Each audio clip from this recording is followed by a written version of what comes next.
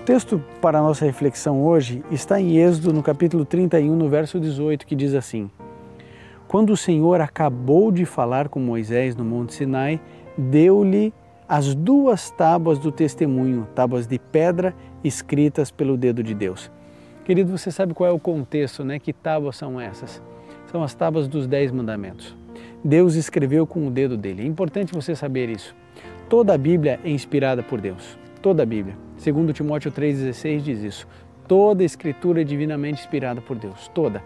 Velho e Novo Testamento. Mas tem uma parte da Bíblia que não foi inspirada por Deus, porque o próprio Deus escreveu com o dedo dele. Ele escreveu as tábuas dos 10 mandamentos em pedra, demonstrando assim perpetuidade, por isso pedra. E ele escreveu pelo dedo dele. Interessante a gente observar isso, porque na hora de escrever a sua lei, Deus não delegou para ninguém. Ele mesmo escreveu, em tábuas de pedra. Você percebe a importância dos mandamentos de Deus? Você consegue perceber quão santos são os mandamentos de Deus? Uma aliança perpétua. Deus, Ele quer que eu e você guardemos o seu... Bem-vindos a mais um vídeo da página O Publicador do Reino. Dando continuidade à série que estamos fazendo sobre a lei, se nós estamos debaixo do decálogo ou não, responderemos a mais este argumento usado pelos pastores adventistas, de que aquilo que foi escrito pelo dedo de Deus tem de ser eterno. Será que isso é verdade? Vejamos o que diz Êxodo 8, 18 e 19. Mas, quando os magos tentaram fazer surgir piolhos por meio das suas ciências ocultas, não conseguiram. E os piolhos infestavam os homens e os animais. Os magos disseram a Faraó: isso é o dedo de Deus. Bem, essa praga, ela não permaneceu para sempre. Ela findou, assim que cumpriu o seu objetivo. Portanto, nem tudo o que é feito pelo dedo de Deus tem necessariamente permanência eterna. O dedo de Deus é, na realidade, seu Espírito Santo, a força que emana de Jeová e que ele usa para realizar sua vontade. Vamos comprovar fazendo uma simples comparação na Bíblia. Vejamos o que diz Mateus 12, 28. Mas se é pelo Espírito de Deus que eu expulso demônios, então chegou a vocês o reino de Deus. Agora vamos comparar esse texto com Lucas 11, 20. Ali diz: mas se é pelo dedo de Deus que eu expulso demônios, então chegou a vocês o reino de Deus. Fica evidente que o dedo de Deus nada mais é que a força que emana de Jeová para realizar sua vontade. Mas nem tudo que é realizado por meio do Espírito de Deus é eterno. Por exemplo, os dons do Espírito que Jeová proveu à primitiva congregação cristã no primeiro século, para provar que este grupo era a partir de então o seu arranjo de aproximação a ele, por fim cessaram, por volta daquela mesma época, tendo cumprido o seu propósito. Como sabemos disso? Paulo explica: o amor nunca perece, mas as profecias desaparecerão, as línguas cessarão, o conhecimento passará. Pois em parte conhecemos e em parte profetizamos. Quando, porém, vier o que é perfeito, o que é imperfeito desaparecerá. Quando eu era menino, falava como menino, pensava como menino e raciocinava como menino. Quando me tornei homem, deixei para trás as coisas de menino. Agora, pois, vamos apenas um reflexo obscuro, como em espelho, mas então veremos face a face.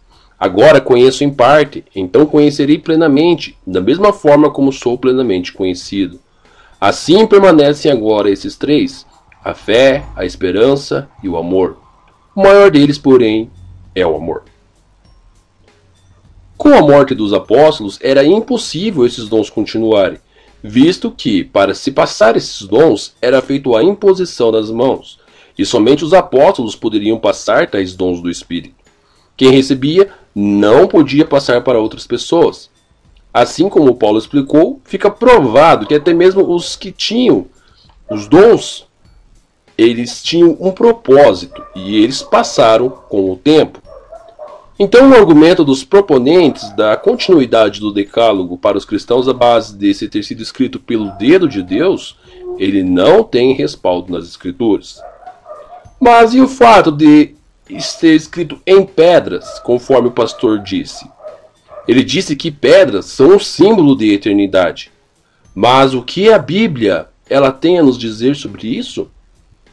Vejamos o que diz Isaías 60:17. Em lugar de cobre, trarei ouro, e em lugar de ferro, trarei prata, e em lugar de madeira, cobre, e em lugar de pedras, ferro. E eu vou designar a paz com seus superintendentes e a justiça com os teus feitores.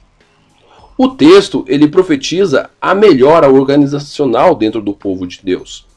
Se pedras fossem um símbolo de eternidade, ficaria incoerente serem substituídas por ferro, sendo consideradas inferiores a esse material. O máximo que podemos inferir das escrituras é que pedras elas simbolizam apropriadamente dureza e durabilidade, como diz Ezequiel 3:9, a parte A.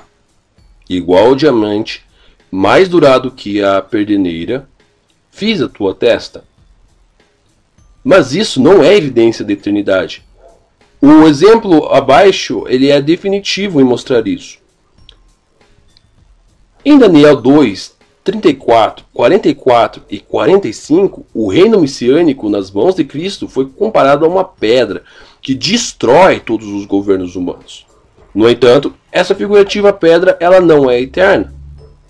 A Bíblia ela diz: a seguir, o fim, quando ele, Cristo, entregar o reino a seu Deus e Pai, tendo reduzido a nada todo o governo e toda a autoridade e poder, pois ele, Cristo, tem de reinar até que Deus lhe tenha posto todos os inimigos debaixo dos seus pés.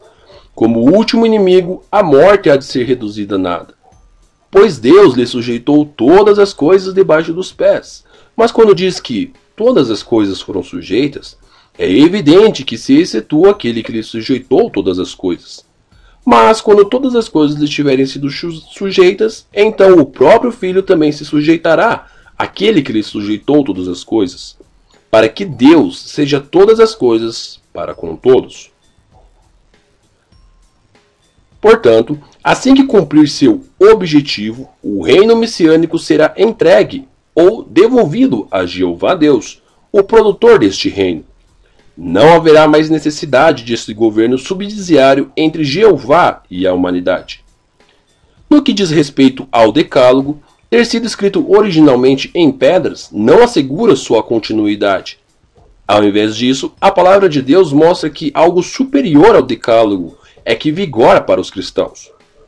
2 Coríntios 3:3 declara: porque vós sois demonstrados ser carta de Cristo, escrita por nós como ministros, escrita não com tinta, mas com o Espírito de um Deus vivente, não em tábuas de pedra, mas em tábuas carnais nos corações. Esses versículos nos mostram que o que é escrito em tábuas carnais nos corações é superior ao que foi escrito em tábuas de pedra, isto é, o Decálogo. O que o apóstolo Paulo queria dizer com isso? Vejamos atentamente os versículos 7 e 8.